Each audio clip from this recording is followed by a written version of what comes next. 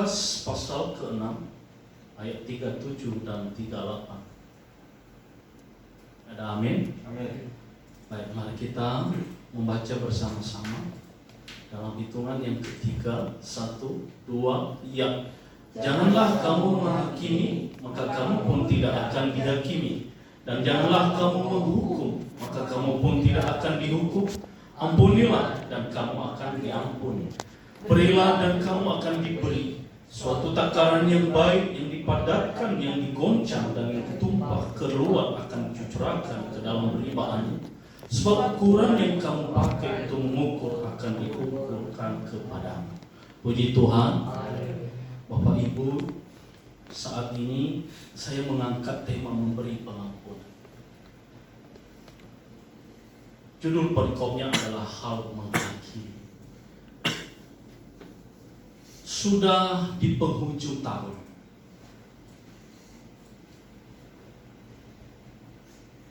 Dan di sepanjang tahun ini, apakah kita pernah berpikir dan atau pernah kita lakukan sesuatu hal adalah pemberian demi pemberian yang kita berikan. Hal ini adalah semua kita dan pasti akan mau memberi.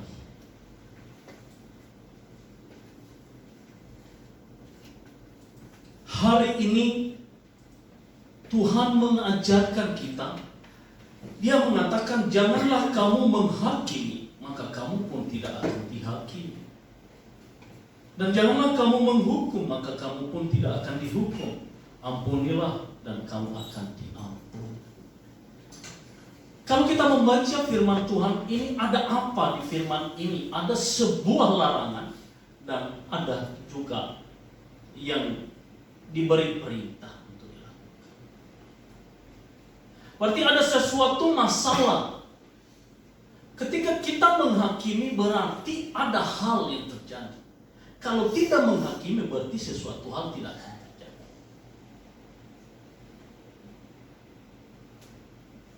Jangan menghakimi dan jangan menghukum. Ini adalah sebuah hal yang tidak bisa kita pikirkan ketika kita dikatakan bahwa jangan menghakimi. Kembali kepada yang saya bilang tadi, kalau kita merenungkan hari-hari kita yang kita lalui sepanjang tahun ini, dan kita sebagai orang Kristen, kita mengadopsi kasih, pasti. Dan di dalam itu adalah pemberian yang kita harus lakukan. Nah, di dalam pemberian ini seringkali terjadi permasalahan. Saya memberikan sesuatu kepada orang, maka secara tidak kita sadari, kita akan menuntut balas kembali flashback. Jadi ada arus balik memberi dan kita akan menerima. Dan semua manusia ada hal ini ada dalam pikiran. Dan seringkali lagi kita mengatakan, oh Tuhan, ketika Tuhan memberkati saya bernazar, saya akan memberi, membantu orang-orang miskin, menolong janda-janda dan semua orang. Terlebih memberkati, menolong, memberi dalam gereja. Ini hal memberi. Dan dalam hal memberi ini adalah hanya sebuah memberi, dan itu adalah kita tidak tahu akan kembali. Dan seringkali kita berharap kembali. Yang menjadi permasalahannya adalah ketika kita memberi, maka ada masalahnya. Ada orang-orang tertentu yang tidak bisa mengembalikan itu kepada kita, terutama bukan hanya untuk mengembalikan sesuatu hal untuk dibalas ke kita, tetapi hidupnya, angkuhnya setengah mati. Seakan-akan kita tidak ada arti di dalam pemikiran, dalam matanya. Dia menganggap kita adalah sepele, sementara kita sudah menolong, sudah memberkati dan memberi. Oleh karena itu, apakah kita tidak sakit hati, Bapak Ibu, dalam hal ini? Ataukah kita hanya begitu saja? Saya sudah memberi, sekalipun saya bilang udah saya enggak. Tapi di kemudian hari saya melihat orang itu cuek, acuh tak acuh tentang saya dan tidak menghormati saya, maka ada sebuah hal terjadi menghakimi seseorang. Jadi apa yang kita beri itu adalah menjadi bumerang dalam hidup kita. Hati-hati. Menghakimi lagi.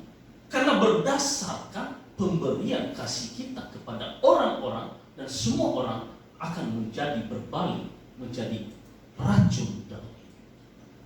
Kita menghakimi orang, sementara firman Tuhan mengatakan jangan menghakimi. Ketika orang bersalah dalam hidup kita, melakukan hal, membenci kita, melakukan fitnah, menggosipkan kita, padahal kita sudah menolong, sudah memberi dengan setulus hati kita, tetapi apa yang terjadi di belakang kita diomongkan. Apa kita juga tidak berpikir untuk menghukum orang ini? Itu juga kita memberi, Bapak Ibu. Maka saya bilang setiap apapun yang kita berikan, maka itu hati-hati bisa akan menjadi racun dalam hidup, membuat kita hidup dalam dosa, dan kekudusan kita akan menjadi hancur. Inilah yang susah mengikuti ajaran-ajaran Kristus. Lalu dilanjutkan di bawahnya, maka kamu pun tidak akan dihukum. Ampunilah dan kamu akan diampuni. Pemberian yang sangat-sangat tinggi, kalau saya nilai, saya mengatakan Bapak Ibu, adalah pemberian pengampunan. Saya mengatakan ini adalah pemberian yang paling besar nilai dalam spiritual, adalah mengampuni. Dan ini adalah susah, mustahil mengampuni orang-orang, apalagi yang menyakitkan kita. Mustahil kita bisa melakukan ini, Bapak Ibu.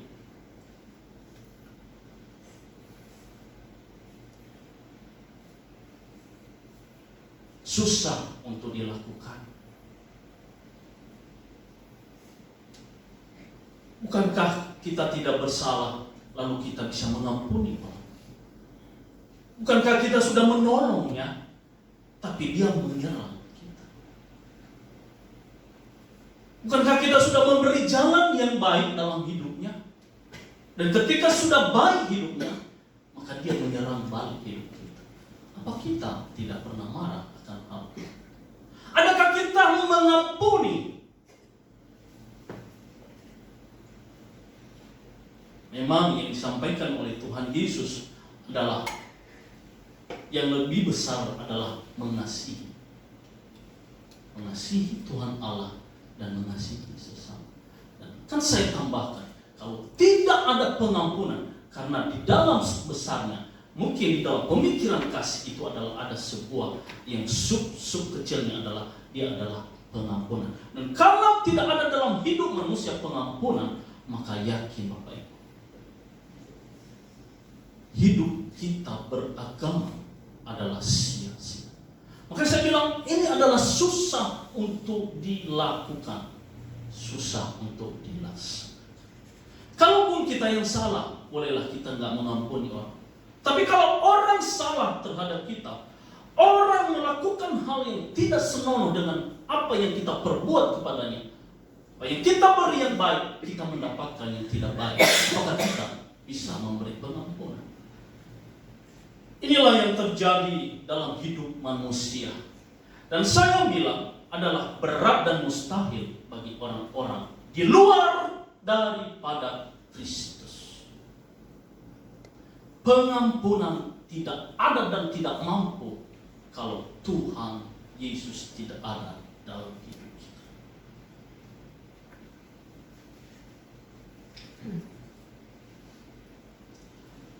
Pengampunan yang kita beri tidaklah semata-mata dari kekuatan manusia. Pengampunan pengampunan yang kita lakukan tidak semata-mata dengan kekuatan kita. Saya percaya Bapak Ibu, sebelum kita bertobat menjadi orang Kristen, dan saya percaya susahnya kita tobat. Tetapi ketika kita sudah percaya dan percaya kepada Yesus, maka gampangnya mengampuni. Kenapa gampang? Karena Allah yang telah duluan memberi kita pengampunan, maka kita juga harus mengampuni. Artinya Bapak Ibu, sudah kita rasakan, sudah kita terima pengampunan, maka kita akan memberi pengampunan. Take and give. Apa yang kita rasakan, apa yang kita terima, maka berikan juga. Jangan hanya menerima saja, karena akan sia-sia. Saya bilang, take and give. Ambil dan berikan. Ketika orang mengambil dan tidak memberi, maka tidak ada arti.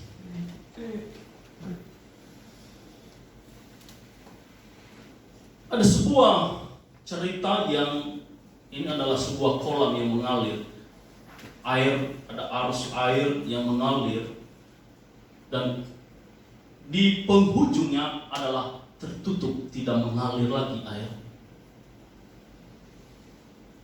Dan di situ adalah terlalu banyak kita berpikir, kita melihat bahwa keruhnya begitu banyak, dan sampah-sampah terus mengalir tertampung di situ, dan menyengat bau busuk juga akan kita rasakan. Karena tertampung di situ, Bapak Ibu. Kenapa bisa ada rasa bau dan kenapa banyak sekali sampah-sampah di situ? Karena aliran air tidak mengalir. Maka hidup ini perlu kita alirkan. Apa yang dialirkan? Karena kita adalah seharusnya terhukum. Maka kita perlu juga tidak menghukum orang. Karena kita sudah diampuni, maka perlulah kita mengampuni, mengalir dan berikan aliran, supaya hidup ini adalah bahagia, tentram jiwa, tidak berbau busuk. Apa yang terjadi Bapak Ibu ketika ada, dan kita akan terus menyimpan segala kita bisa mampu untuk mengampuni. Inilah yang saya bilang tadi, memberi. Ini di hari-hari dan penghujung tahun. Banyak orang yang bergerak dan membeli segala macam pemberian. Entah apa itu, berbagai macam barang mereka sediakan. Karena memberikan, mereka akan memberi, mereka dan akan memberi. Itu adalah bentuk pemberian yang namanya adalah material. Tetapi ini adalah pemberian yang diberikan adalah pengampunan. Itu adalah pemberian yang berguna bagi batiniah hidup kita, yang menyenangkan hidup. Makanya ada banyak orang yang mengatakan, kok kenapa saya tidak berbahagia? Kenapa saya tidak bahagia? Karena di dalam hidupnya adalah tidak ada pengampunan. Ayat 38. Berilah dan kamu akan diberi. Sesuatu takaran yang baik, yang dipadatkan, yang digoncang dan yang tumpah keluar akan dicurahkan ke dalam peribaan. Pemberian yang baik kita berikan dan akan diberikan kepada kita, bahkan yang tertumpah pun sekalipun, diberikan di pangkuan kita ketika kita memberi. Apa itu pemberian? Pemberian yang besar itu adalah pengampunan, dan kita berbalik diampuni. Ini ribaanmu, dikatakan adalah ribaanmu dalam arti adalah pangkuan. Diberi tumpah dan lalu diambil lagi dan diberikan di pangkuan kita. Itu adalah hak mutlak kita, diberi adalah sebuah reward atau yang namanya dikasih hadiah yang tumpah keluar pun diambil dan diberikan lagi. Ketika memberi pengampunan, apa yang kita rasakan ketika kita hidup dalam pengampunan? Dan apa yang kita rasakan ketika kita mengampuni? Ketika saya berpikir bahwa karena kita adalah manusia dan memang susah untuk mengampuni orang. Setiap hari teringat lagi itu perkataan orang ini dalam hidup. Setiap hari kita melihat orang itu yang menyakitkan kita adalah timbul kebencian dalam hidup. Itulah yang timbul ketika kita tidak akan mengampuni. Ada dengki, ada iri hati. Melihat orang yang sudah kita beri dan kita tolong, lalu dia menyakitkan hati kita. Kita timbul secara tidak sadar. Ada iri hati. Ada dengki dalam hidup kita. Dan akhirnya adalah ada dendam. Yang di ujungnya adalah membunuh. Ya Bapak Ibu, kita hati-hati. Maka setiap orang yang percaya kepada Yesus Kristus, kalau tidak akan bisa mengampuni sesama, maka percaya, kita bukan orang yang percaya kepada Kristus. Di dunia ini tidak ada yang baik-baik saja Bapak Ibu. Suami menyakitkan hati istri, istri menyakitkan hati suami. Dan begitu juga anak-anak dan begitu juga orang tua kepada anak-anak. Apakah tidak pernah ada yang namanya sedikit masalah?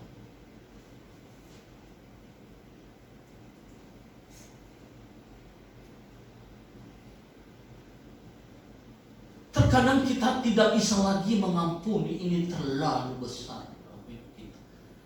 Kalau kita banding-bandingkan, ini tidak bisa lagi.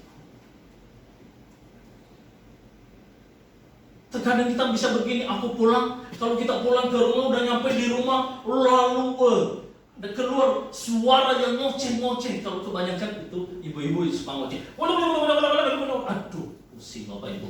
Terkadang dalam itu saya bilang, ya saya bilang begini, mendingan aja saya jadi Bang Toyib, saya nggak pulang-pulang. Aku nggak dengar ayat ini. Bukankah itu seperti itu hidup kita? Begitu juga seorang laki-laki suami menyakitkan seorang istri. Sedikit salah, aduh, kamu begini. Aduh. Bapak Ibu, sakit hati seorang istri. Begitu juga seorang suami. Dan kalau terus kita biarkan tidak ada pengampunan, maka yakin timbullah yang berbau busuk dalam hidup. Karena hati ini terlihat. Ketika hati yang bersih, maka kelihatan di luar.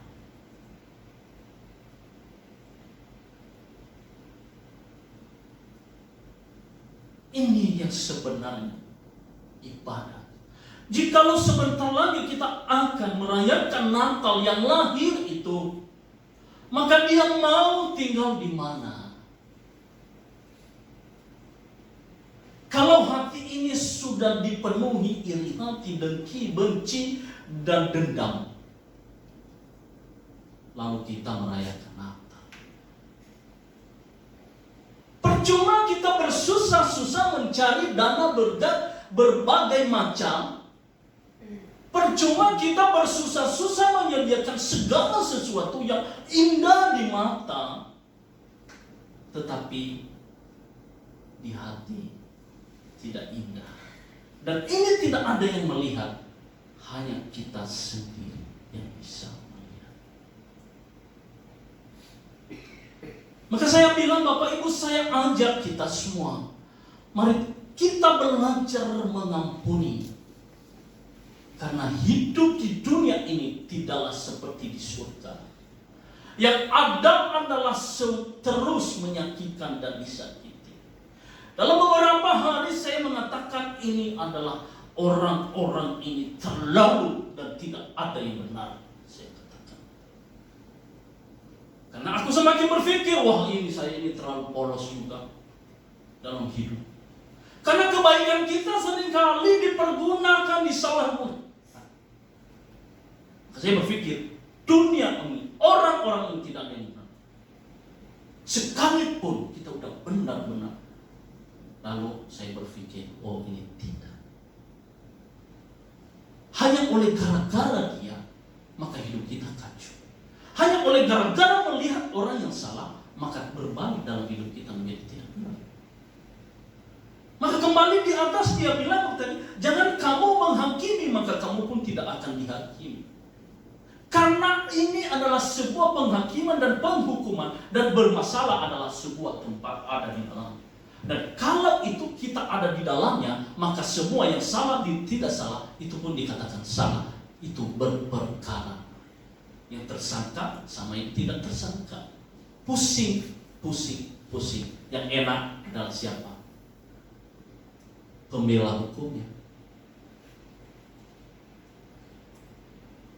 Yang bersalah baru sama orang yang tidak bersalah. Yang dikatakan itu apa? Semua sama-sama salah karena berada di ruang yang sama. Sama seperti yang dikatakan di Mazmur 1. Jangan berdiri, jangan duduk.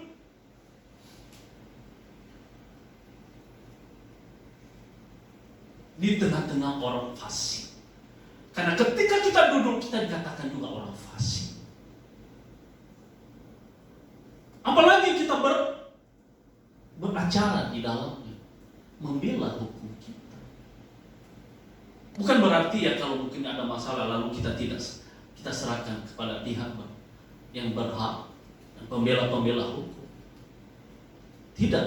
Tetapi di dalam hidup kita berpikir masih nggak ini masalah orang lain yang dibuat dengan kita masih kita simpan nggak? Masih kita ukir nggak? Memang ini berat. Tapi ingat, setiap ada masalah, yakin Tuhan sudah duluan mengampuni kita. Karena kita ini adalah manusia berdosa. Kita tidak sempurna di mana. Oleh karena itu, lepaskan Bapak Ibu, apapun itu, berat atau tidak berat. Percayalah ketika kita memandang Tuhan, ketika kita memandang Yesus Sang Juru Selamat itu, maka redahlah semua. Maka itulah enaknya hidup dalam Kristus. Ini loh sukacita yang sebenarnya hidup dalam Kristus. Ini loh kebahagiaan yang hidup dalam Kristus walaupun saya tidak apa-apa punya apa. Tetapi saya hidup di dalam Kristus ketika saya memandangnya, maka semuanya akan terjadi. Ada damai sejahtera dalam Kristus.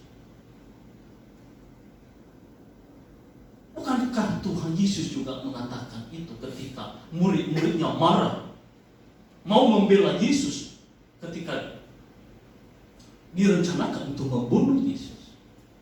Ketika salah satu orang murid Yesus menebas telinga daripada orang-orang yang menangkap Yesus. Apa yang dikatakan kepada muridnya? Sudahlah, itu. Betapa hebatnya Tuhan Yesus. Sudah direncanakan dalam hidupnya dia akan mau dibunuh. Tapi dia bilang, sudahlah. Itu tertulis dalam Lukas 22 ayat 51. Sudahlah. Ngapain dipusingkan?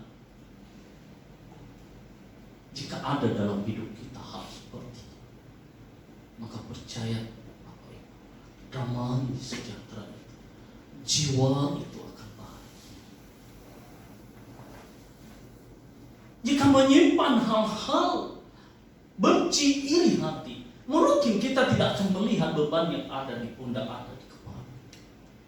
Tapi ada tertulis dalam Amsal. Amsal 27 ayat 3.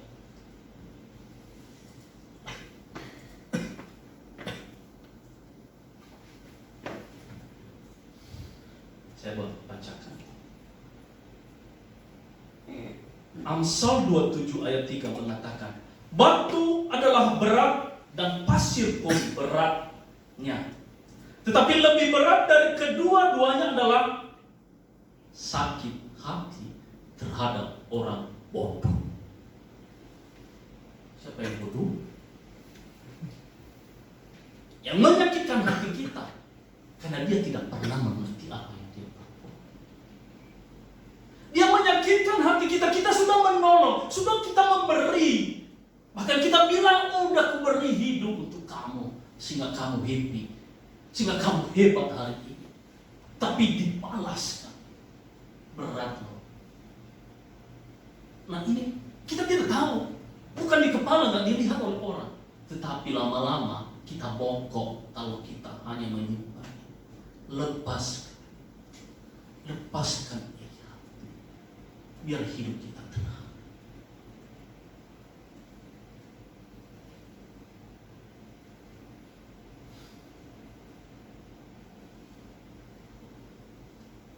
Batu besar, batu yang berat, pasir pun itu pun yang paling besar. Tapi lebih sakit, lebih berat lagi sakit hati terhadap orang. Udah bodoh dia. Anggaplah orang-orang yang memaki, anggaplah orang-orang yang menyakitkan. Mereka adalah orang-orang bodoh. Inilah yang sering kita harus lihat, Bapak Ibu. Bahkan terlalu berat lagi kalau kita terus melihat dan kita tuliskan dalam hati kita. Nggak usah. Pandang Yesus yang mengatakan ketika di dalam keadaan kesusahan dan mungkin benar-benar tidak ada lagi di atas kayu salib. Bapa, ampunilah mereka, sebab mereka tidak tahu apa yang mereka perbuat. Itulah kenyataan orang-orang itu membunuh Yesus karena kebodohan mereka. Anggap itu semua kebodohan. Oleh karena itu Bapak Ibu, ampuni lebih lagi. Belajar kita mengampuni. Itulah ciri-ciri khas. Dan itulah pemberian yang besar dalam hidup kita dalam mengampuni. Dan akan kembali dalam hidup kita menjadi bahagia. Jiwa kita tenang di hadapan Tuhan. Itu jadi firman Tuhan Bapak Ibu yang sampaikan malam hari. Mari kita belajar terus mengampuni. Mungkin ada hati kita agak berat untuk tidak mau, tapi lepaskan. Ampuni. Karena Tuhan sudah lebih dulu mengampuni kita. Maka kita yang mendapat pengampunan, beri juga pengampunan. Puji Tuhan Bapak Ibu. Haleluya. Puji Tuhan. Haleluya. Baik, itu saja firman Tuhan. Tuhan Yesus memberkati. Mari kita angkat pujian melayani lebih sungguh. Dan nanti di akhir pujian saya serahkan kepada Pak Kepala.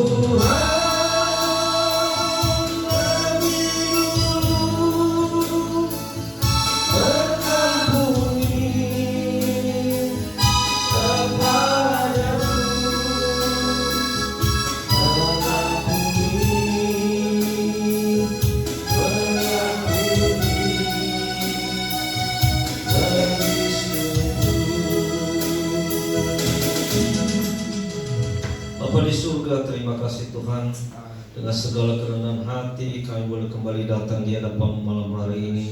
Bersyukur Tuhan atas penyertaan Tuhan bagi kami hingga sampai saat ini. Demikian Tuhan, kami bersyukur untuk malam hari ini Kau boleh berikan kami kesempatan dan waktu untuk bisa datang beribadah di hadapan Tuhan. Lebih malam ini Tuhan Yesus, kami boleh dilawat oleh firman Tuhan. Firman Tuhan yang menyucikan kami, firman Tuhan yang mendidik kami, firman Tuhan yang mengingatkan kami untuk menjadi pelaku-pelaku firman-Mu, menjadi pribadi-pribadi yang bisa menjadi teladan panutan di tengah-tengah orang lain Tuhan, lebih-lebih tengah-tengah dunia ini.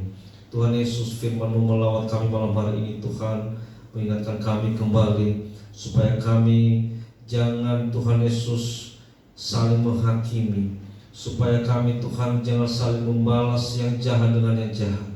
Segala sesuatu yang terjadi dalam diri kami, dalam hidup kami yang kami alami Tuhan, yang baik maupun yang tidak baik, hendaklah kami membalasnya dengan yang baik Bapa. Terlebih Tuhan Yesus, Kau mengajarkan kami akan hukum kasih Tuhan Yesus.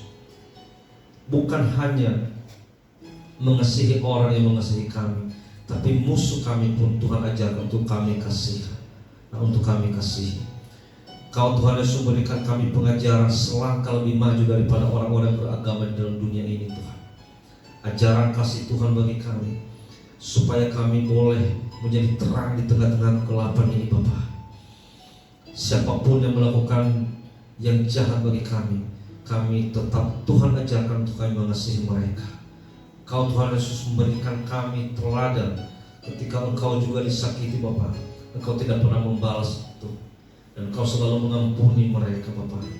Demikian Tuhan Yesus, barang siapa yang mau mengikut Yesus, hendaklah menanggalkan segala kedagingan ini, memikul salib. Itulah salib yang kami pikul Tuhan Yesus.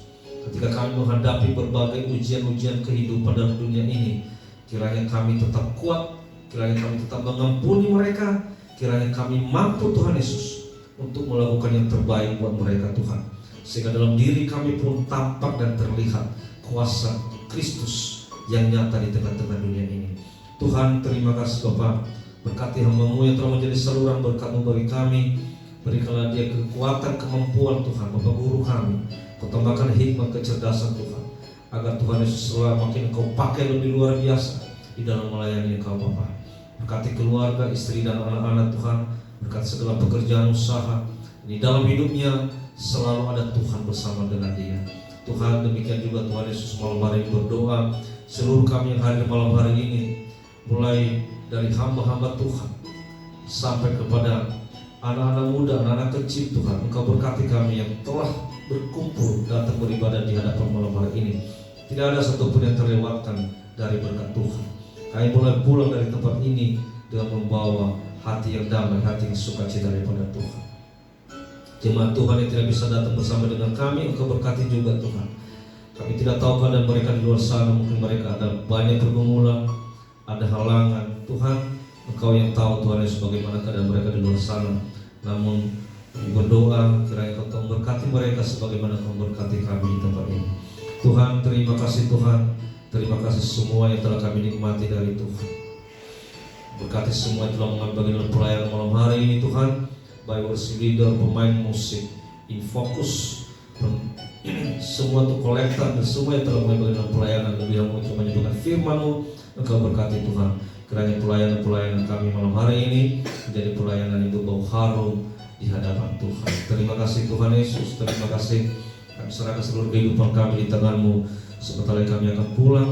Tuhan, kiranya sertai kami Tuhan. Biarlah kiranya kami boleh pulang dan sampai ke rumah kami dengan damai sejahtera yang melingkupi seluruh kehidupan kami. Terima kasih Tuhan. Terima kasih. Inilah doa kami malam hari ini. Kami serahkan di tangan-Mu. Kami dalam nama Tuhan kami Yesus Kristus saja kami berdoa dan menyempurnakan doa kami dengan doa Bapa kami. Bapa kami yang di surga, kuduskanlah nama-Mu. Datanglah kerajaan-Mu, jadilah kehendak-Mu seperti di surga. Berilah kami pada hari ini makanan kami secukupnya. Ampunilah kami segala kesalahan kami, seperti kami mengampuni orang yang bersalah kepada kami. Jangan membawa kami ke dalam pencobaan, tetapi lepaslah kami dari yang jahat. Karena Kau yang punya kerajaan dan kuasa dan kemuliaan sampai selama-lamanya. Haleluya. Mari kita terima berkat Tuhan. Mari berdiri semuanya. Haleluya. Kasih karunia dari Tuhan kita Yesus Kristus, kasih dari Allah Bapa, dan persekutuan Roh Kudus menyertai Bapak Ibu Saudaraku sekalian malam hari ini kekal sampai selama-lamanya. Haleluya. Amin. Silakan duduk Bapak Ibu. Kita angkat pujian buat Tuhan. Tolong Bapak. Oke, sekarang bersyukur.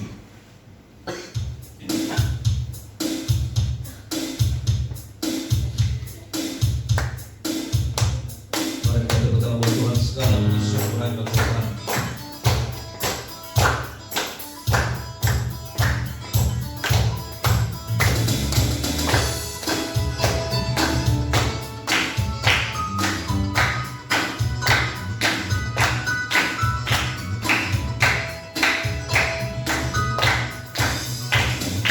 Segala puji syukur hanya bagimu Tuhan, sebab Kau yang layak dipuja. Kami mau bersorak tinggikan nama-Mu.